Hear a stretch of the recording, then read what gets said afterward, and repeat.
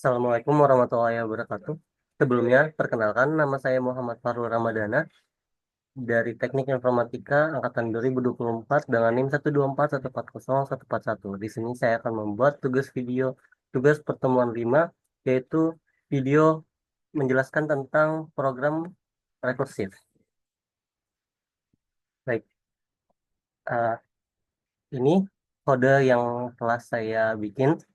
Untuk penjelasan, saya akan mulai dari baris pertama, yaitu input. Ini adalah perintah untuk memasukkan library IOStream dari C++. Library ini digunakan supaya program bisa melakukan input, say in, ataupun output cout. Di baris kedua, using namespace std, ini berfungsi supaya kita tidak perlu menulis std cout ataupun std in. Kita cukup langsung tulis cout dan in saja, membuat codingan lebih ringkas. Di baris selanjutnya, di baris keempat, ada f, integer n. Ini adalah deklarasi fungsi dengan nama f yang menerima satu parameter integer, yaitu n. Fungsi ini bertugas untuk menghitung nilai deret absurd berdasarkan ketentuan soal. Selanjutnya, if n sama dengan 3 return 1, ini adalah pengecekan base case pertama. Jika si n bernilai 3, maka fungsi langsung mengembalikan nilai 1. Selanjutnya, if n sama dengan 2, return 1, pengecekan base ini adalah pengecekan base case kedua. Jadi jika si n ini bernilai 2, maka kembalikan nilai 1. Pengecekan base ketiga, if n sama dengan 1, return 1. Jika n ini bernilai 1, maka kembali ke nilai 1.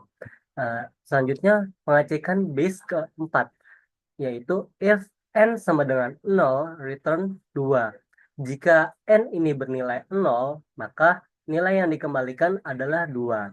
Ini berbeda dari 3 proses base case sebelumnya karena hasilnya 2 bukan 1.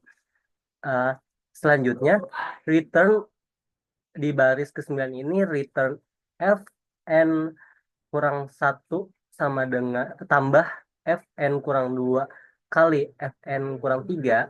Ini tuh rumus utama untuk mencari nilai fn.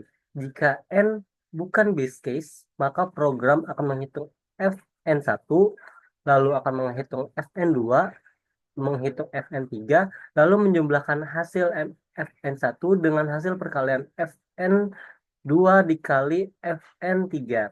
Proses ini dilakukan rekursif, artinya setiap fx akan kembali memanggil f lagi sampai akhirnya ketemu base case. Lalu di sini di baris ke-12 adalah program utama, fungsi utama dari program, tempat eksekusinya dimulai. Jadi di baris selanjutnya, integer n mendeklarasikan sebuah variabel n bertipe integer yang akan menyimpan input dari user. Selanjutnya, cout menampilkan teks, yaitu masukkan n ke layar untuk meminta user memasukkan angka. Lalu selanjutnya ada cin, mengambil input dari user dan menyimpannya ke dalam variabel n. Selanjutnya, cout f, eh, dalam petik 2 f, n ini adalah eh, bentuk untuk mengeluarkan cout perhitungan fn ke layar. Jadi ini akan memanggil fungsi f dan mencetak hasilnya. Contohnya kalau saya memasukkan 11, bentar, saya akan memasukkan 11, f11 sama dengan 2473. Selanjutnya, return 0, di baris ke-17, program mengembalikan nilai ke 0 ke sistem operasi. Ini menandakan bahwa program telah berjalan dengan sukses tanpa error. Jadi, keseluruhan program bekerja secara alur, yaitu yang pertama, program mulai dari main, eh, lalu yang kedua, program minta user memasukkan nilai n, ketiga, program memanggil fungsi fn, Lalu yang keempat, fungsi f akan mengecek apakah n base case yang 0, 1, 2, 3. Jika iya, langsung return angka yang sudah ditentukan. Jika tidak, maka menghitung fn kurang 1 tambah fn kurang 2 dikalikan fn kurang 3 secara rekursif. Proses rekursif akan terus turun sampai ke base case, lalu dihitung mundur ke atas. Setelah semua rekursif selesai, hasilnya ditampilkan ke layar. Jadi, program ini menghitung deret absurd berdasarkan kombinasi penjumlahan dan perkalian dari tiga nilai sebelum dengan teknik rekursif. Program mengatur base case ini supaya nggak menjadi rekursif, nggak berujung looping, dan menggunakan input dari user untuk menentukan nilai yang akan dihitung. Saya akan menunjukkan visualnya, visual rekursif.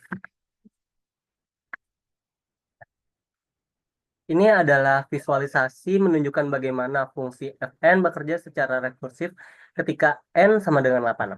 Pertama, program akan mengambil F8 karena n bukan base case. Karena F8 dihitung dengan rumus F7 ditambah F6 dikalikan F5. Untuk menghitung F7, program akan kembali memanggil F6 dan juga F5.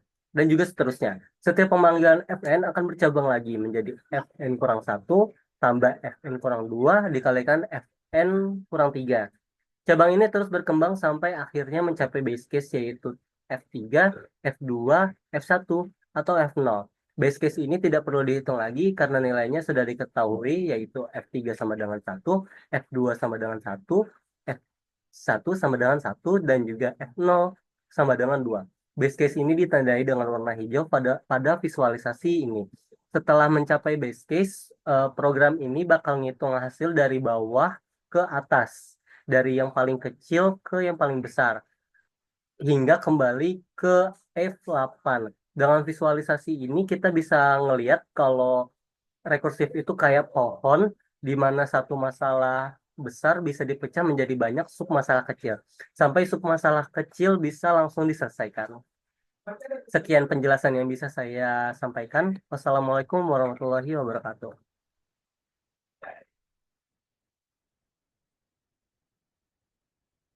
Ya, stop recording. Oh, Stop recordingnya mana? apa?